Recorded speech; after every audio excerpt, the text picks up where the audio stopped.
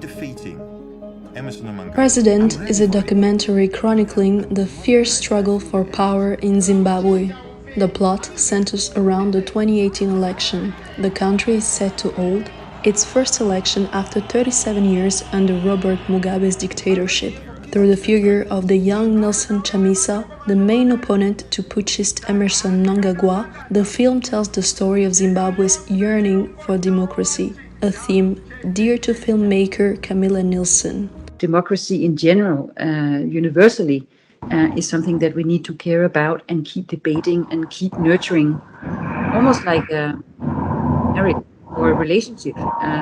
We don't take care of it, it can crack, as we are seeing in many parts of the world right now besides Zimbabwe.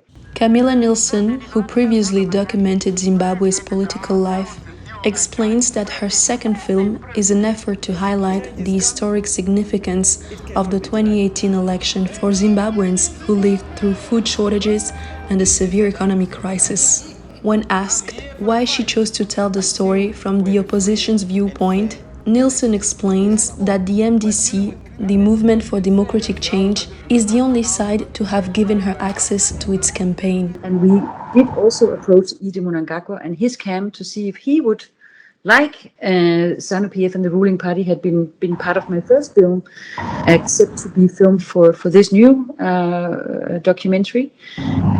But after some initial negotiations and actually an initial green light, the camp then declined, or basically didn't get back to my request for meetings, and so we could have made a more balanced film had Mnangagwa's camp agreed to be part of the movie, but unfortunately they declined. To understand why the ruling party refused to be filmed by Nilsson's team, we contacted officials in the Mnangagwa administration. To this date, no response was provided. The documentary exposes the violent repression of demonstrators by the police that left more than 6 dead in the days leading up to the results. Besides the campaign and the presidential election, Nilsson's documentary also showcases the opposition's appeal to Zimbabwe's constitutional court after Emerson Mnangagwa was declared the winner. All the drama that's in the film and why it feels like a thriller with the military and the police interrupting press conferences and all these dramatic events that took place during the election is not something that you could have ever scripted had it been a fiction film. I think we were surprised very much about how events turned.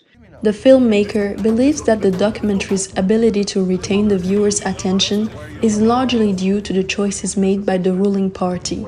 Now, Camilla Nilsson says that the most important thing for her is to make sure Zimbabwean audiences see the film. We still need to release President in Zimbabwe, and we're in the process of doing so. And that will be another huge chunk of time in the beginning of 2022 to make sure that any Zimbabwean who would want to see President had an opportunity to do so. Nilsson's first documentary, Democrats, released in 2014, was censored until February 2018.